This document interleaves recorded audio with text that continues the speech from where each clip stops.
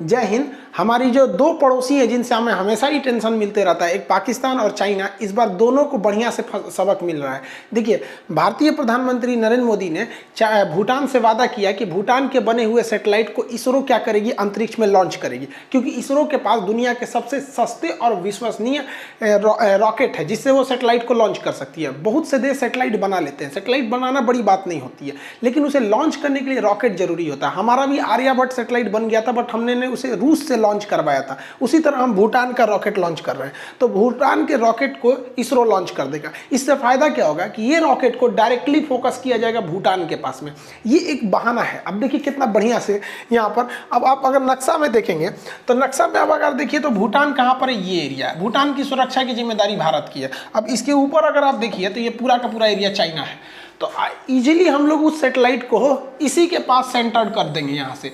तो इस हिसाब से भूटान को रेडी रखना, तो भूटान के सैटेलाइट भी वहाँ पे आराम से नज़र रख सकते हैं, जिससे कि वहाँ पर कोई भी चाइना जैसे गलवान में कुछ कर दिया तो एक भूटान को भी हमेशा खबर रहेगा, क्योंकि भूटान के एक जो उसका नेशनल पार्क है उसको चाइना ने कह दिया था कि मेरा है, तो कब किसका करेगा तो ये पता ही नहीं चल पाता। इसलिए हम लोगों ने भूटान को भी आत्मनिर्भर कर दिया कि लो भैया तुम भी सैटेलाइट बना के रखना, और तुम क्या क्या निगरानी करते हो हम भी अच्छे से देख लेंगे। लो, तो भूटान भी आगे की ओर बढ़ रहा है। हालांकि हम आपको पढ़ाएं, भूटान में काला पर्वत है, यहाँ पे ताला परियोजना है। बहुत से लड़के एग्जाम में गलत कर देते हैं, ताला परियोजना मार देते हैं अलीगढ़। वहाँ अलीगढ़ में ताला उद्योग है, यहाँ ताला परियोजना है, वो बिजली घर का नाम है, भारत ने उसे बनाया है। भूटान को क्या कहा जाता है, लैंड ऑफ थंडरबोल्ट। अब आगे देखते हैं मेन कहानी, पाकिस्तान के बारे में समझते हैं। देखिए, चार्ली हैब्डो के मैगजीन में क्या हुआ अलग मैटर था। टीचर ने कौन सा कार्टून दिखाया, लड़के ने उसका सर काट दिया, ये सारा वीडियो हम बना दिए थे। लेकिन मैक्रन ने क्या कहा था कि कट्टरपंथ और आतंकवाद जो है इस्लाम के लिए खतरा है। अब इसको क्या किया, ये तुर्की का जो प्रधानमंत्री हैं तैयबुल अर्दोगान, ये फ्रांस से दुश्मनी निकालने के लिए एक गेम खेल दिए।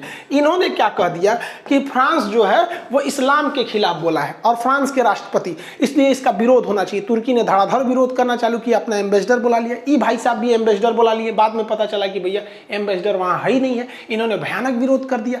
हम आपको उस वक्त भी वीडियो में बताए थे कि इस विरोध से बहुत कुछ बिगड़ने वाला नहीं है, और अभी कहीं पर विरोध नहीं हो रहा है। एक हफ्ते का विरोध प्रदर्शन था, खत्म हो गया यहाँ पे। अब इसका खामियाजा भाई साहब को भुगतना पड़ रहा है। ई चढ़ा दिया और ई बेचारा फंस गए यहाँ पे, सीधा साधा फंस गया वहाँ पे। ई निकल गया अपना साइड में। देखिए कैसे, दुबई में रफाल जहाज है, अब भारत के पास भी रफाल है, तो यूएई के पास रफाल है। तो भारत को एक खतरा था कि कहीं ना कहीं अगर पाकिस्तानी जो कर्मचारी हैं, पाकिस्तान के बहुत से लोग सऊदी अरब के आर्मी और एयरफोर्स में हैं, तो भारत को खतरा था कि कहीं जो एयरफोर्स का स्टाफ है यूएई का वो मिल गया तब, और उनके मिलने से वो राफेल की सारी खुफिया जानकारी को बता देगा। अब भारत के लिए ये चिंता का विषय ज़रूरी भी था। तो भारतीय प्रधानमंत्री ने यूएई से बात कहा कि भैया देखिए ऐसा नहीं होना चाहिए, राफेल की जानकारी आप उन फौजियों को मत दीजिए जो बेसिकली पाकिस्तान के, आप अपने फौजियों को दीजिए। तो यूएई ने कहा कि हाँ ठीक है, इकाई उतना टेंशन लेगा, और रियल की बात है, दूसरे देश का टेंशन हम क्या लेंगे।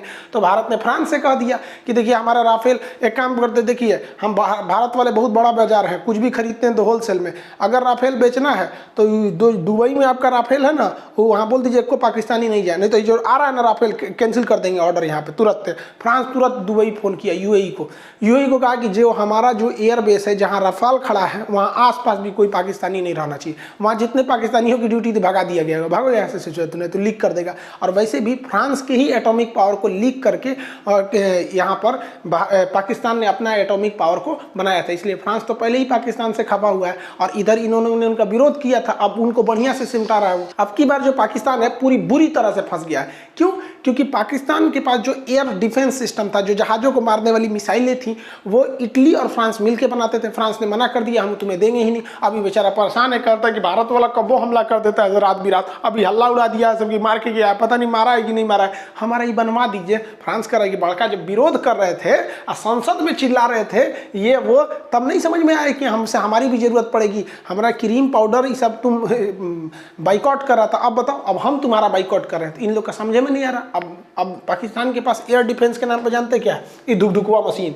हमारा जो एयरफोर्स जाएगा ना, अरे उस समय हमारा सबसे पुराना जहाज गया था MiG-21, अब तो जाएगा राफेल एकदम तक, तो मारना इसे दुक दुक दुक दुक। कुछ दिन में हम लोग दिवाली में इसी को जलाएंगे लोग। खैर पाकिस्तान को अगर ज़रूरत है तो हमारे यहाँ दिवाली में बहुते पटाखा बचा है, लेके जा सकता है यहाँ पर। अब पाकिस्तान को समझ में आ रहा है, और अब तो और ख़तरा है किस बात का, कि पाकिस्तान के पास जो सबसे ज़्यादा जहाज़ों का बेड़ा था वो मिराज जहाज़ों का था, और ये मिराज जहाज़ फ्रांस से खरीद के आए थे।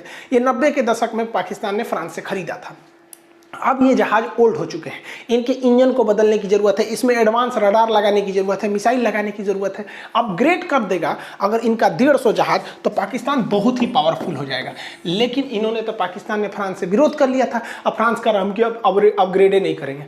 अगर अपग्रेड फ्रांस ने नहीं किया तो ये किसी काम के नहीं बचेंगे जहाज, क्योंकि भारत ने अपना मिराज जहाज फ्रांस से अपग्रेड कराया और इतना बेहतरीन हो गया कि वो हाईवे पे उतर गया, यमुना एक्सप्रेसवे और ग्रीनफील्ड एक्सप्रेसवे उत्तर प्रदेश में। और इन लोग का अगर अपग्रेड नहीं हुआ ना, तो ये यार, ये उतरने तो छोड़िए ना, ये उड़ने के काबिल में नहीं रहेगा। उतरने की तो बात छोड़िए, अब पाकिस्तान परेशानी के लिए से जुड़ा हवा में उलट जाएगा। और किसी देश के एयरफोर्स में से 150 जहाजों का कम हो जाना बहुत बड़ा है। हमारे पास रफाल आके ठो रहा है, 36 ठो आ रहा है यहाँ पे, 36 गो रफाल आके समीकरण बिगाड़ देंगे सब।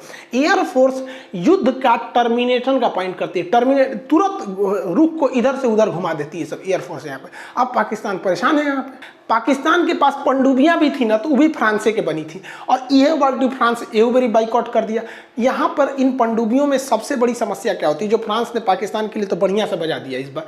पनडुब्बियों की एक समस्या क्या होती है, पनडुब्बी पानी के अंदर चलती है, अब पानी के अंदर चलने के लिए इनको साइलेंटली चलना पड़ता है, ये पानी के अंदर चली जाती है सर। अब इनके जो पीछे प्रोपेलर होता है ना, ये पंखी, इसको नचाना रहता है तभी तो चलेगी ये प्रोपेलर। तो इस प्रोपेलर को नचाने के लिए इसके अंदर बैटरी लगी होती है, और यही चलती है तो पनडुब्बी आराम से चलती है यहाँ पर, और अंदर से बैटरी से चार्ज होती है। अब आपको लगता होगा कि इतना बैटरी कितना बड़ा होगा, तो आप अपने घरे द्वार का बैटरी देखे होंगे, खूब से खूब इन्वर्टर देखे होंगे, लेकिन पनडुब्बी की जो बैटरी होता है ससुरा, बैटरी रूम होता है। देखिए ये पूरा कमरा होता है बैटरी बराबर, या इससे वहाँ पे, मतलब समझ जाइए ना कि आपके 3-4 गो पटीदार लोग का जितना घर होता है ना, उतना उसमें बैटरी लगी होती है। बाकायदा बैटरी रूम होता है, ये एरिया पूरा बैटरी का, ये एरिया पूरा बैटरी का। और इस बैटरी को चार्ज कर दिया जाता है ना, तो पनडुब्बी चलती रहती है पानी के नीचे, और 3 दिन तक चल सकती हैं। इस बैटरी की क्षमता इतनी होती है कि एक अच्छे खासे सिटी, शहर को चला सकते हैं। सोचिए अगर पूरे शहर को चलाना है तो कितनी बैटरी की जरूरत पड़ी, उतना इनके पास क्षमता होती है, इतनी बड़ी बैटरी होती है। लेकिन ये कोई भी बैटरी ज़्यादा दिन चार्ज नहीं होती है, ये भी एकदम हाई क्वालिटी की होती है, लेकिन 3 दिन ही चार्ज हो सकती है। 3रे दिन के बाद इसे चार्ज करना पड़ता है। अब चार्ज करने के लिए हमको जनरेटर चलाना पड़ता है। जनरेटर की सबसे बड़ी खराबी क्या होती है कि जनरेटर धुआं छोड़ता है। तो चलिए पानी के अंदर है, इसका धुआं छोड़ देंगे तो बुलबुला बन के निकल जाएगा, लेकिन जनरेटर को चलने के लिए एयर चाहिए। अब देखते हुए जनरेटर कभी कभी ज़्यादा एयर ले लेगा या फंस जाएगा तो चलेगा ही नहीं, तो एयर कैसे आएगा। तो जनरेटर जो होता है पनडुब्बियों के अंदर का जनरेटर, वो डीजल से चलता है। आपके यहाँ सबका जनरेटर डीजल से चलता होगा, डीजल इंजन से जनरेटर चलता है। इसलिए जितनी पनडुब्बियाँ हैं उन्हें कहा जाता है डीजल इलेक्ट्रॉनिक, क्योंकि डीजल से वो जनरेटर चलाता है। डीजल इंजन चलाएगा, इससे क्या चलाएगा, जनरेटर। अब बैटरी चार्ज कर देगा तो इलेक्ट्रिक हो जाएगी, तो डीजल इलेक्ट्रिक पनडुब्बी कहते हैं। तो इस जनरेटरवा को चालू करने के लिए, इसे बाहर से हवा लेने के लिए या फिर अपना धुआं छोड़ने के लिए ऊपर आना पड़ता है, और ऊपर आके जनरेटरवा चालू करते हैं। चालू करे धक धक धक 2 घंटा 3 घंटा जनरेटरवा चालू हो जाता है ना, तो बैटरियाँ फिर चार्ज हो जाती है। लगभग 5-6 घंटे लगते हैं बाहर आके चार्ज करने के लिए। चार्ज हो जाता है यहाँ पर। देखिए ऑक्सीजन वगैरह ये अलग से अपने से ले लेता है, इसके लिए अलग वीडियो बनाएंगे कि ऑक्सीजन अलग से ले लेता है, CO2 ले लेता है, पानी उनी छान के ले लेता है, खाना ये अपने में 90 दिन का भर लेता है। वो पनडुब्बी के बारे में आप कहेंगे तो एक अलग से वीडियो बना देंगे क्या होता है। लेकिन इसकी मजबूरी है कि अपना जनरेटर चालू करने के लिए और बैटरी चार्ज करने के लिए इसे 5 से 6 घंटे ऊपर आने पड़ेंगे, और अगर नहीं आता है तो स्नॉट निकाल के इसको चार्ज करना पड़ेगा। अब क्या होता है कि इसरो के सैटेलाइट इतने ज़्यादा हैं आसमान में, तुरंत पकड़ लेंगे कि सोच का यहाँ पनडुब्बी है, मार दो यहाँ पर। अब दिक्कत ये है कि इनको बाहर आना ही पड़ेगा, नहीं आएंगे तो चार्ज नहीं हो सकता है। 3 दिन के बाद दूसरा डूबले रह जाओ, अंदर ही डूबले रह जाओगे। अब इसके लिए एक नई टेक्नोलॉजी आती है जो बिना बाहर निकले बैटरी को चार्ज कर सकती है। उसे कहते हैं air independence propulsion system, AIP system कहते हैं। ये AIP सिस्टम होता है, ये डीजल के अंदर ही, पनडुब्बी के अंदर एक सेक्शन होता है, उसको फिट कर दिया जाता है। पनडुब्बी में लगभग 100 कर्मचारी के आसपास रहते हैं लोग। ये लोग जब टॉयलेट जाते हैं तो इनके टॉयलेट बाथरूम जो बायो प्रोजेक्ट रहता है ख़राब हो जाता है, तो उससे हम लोग एक बायो टॉयलेट बनाते हैं जिससे बिजली बनती है। तो अभी तक जो टेक्नोलॉजी है ट्रेनों वगैरह में लगाया जाता है बायो टॉयलेट, उसमें क्या है कि वहाँ टॉयलेट भी लोग ज़्यादा जाते हैं और बिजली भी कम बनता है, 2-3 गो तो बत्ती जलता है। क्या बायो टॉयलेट से ट्रेनवा चला देंगे? नहीं ना, ट्रेन से ज़्यादा हैवी इंजन होता है पनडुब्बी का। सोचिए बायो टॉयलेट से पूरा ट्रेन चला देना। तो इसमें एक विशेष प्रकार का सेल्फ फ्यूल का प्रयोग किया जाता है, जो इतनी क्षमता का बायो टॉयलेट होता है ना कि आपके एक सिटी, एक शहर को बिजली दे सकता है और ट्रेन से हैवी इंजन जैसे पनडुब्बियों को चला सकता है, इतना हैवी होता है। इसे डीआरडीओ ने बना लिया है और डीआरडीओ इसे फिट करने जा रही है। अब बढ़ रही बात पाकिस्तान की, तो पाकिस्तान फ्रांस से कह रहा है कि हमरो पनडुब्बियों को लगाना है। क्यों लगाना है? क्योंकि भारत वाला बहुत खचरा है। खचरा है कि उस ससुरा क्या किया है, रात में घुस के सर्जिकल स्ट्राइक कर दिया। हमारे फौजी भाई लोग, आतंकवादी भाई लोग, सोया था लोग, बिहाने उठल था और गोली मार के चल गया सब। भारत वाला बहुत खचरा है सभी सब। अब ये जो है सब ना जमीन पे मार दिया है सब, उसके बाद भी भारत वाला आके रात में घुस के बालाकोट में जहाज से मार दिया सब, हमला कर दिया सब। एयर स्ट्राइक का इतना खतरनाक है कि पाकिस्तान में अब कोई भी इस सब की बिक्री बंद हो गई है। एल्वेस्टर, टीना, करकट, इस सब की बिक्री बंद हो गई। पाकिस्तान वालों को पता है कि भारत वाला कब बम मार के चल जाएगा, तब वहाँ हर आदमी छत के ऊपर करकट नहीं लगा रहा है, सब आदमी बढ़िया से ढलैया करा रहा है, मार के चल जाता है सब। अब पाकिस्तान को डर इस बात का है कि अब की बार जो भारत मारेगा उसे जरा पानी में घुस के मारेगा।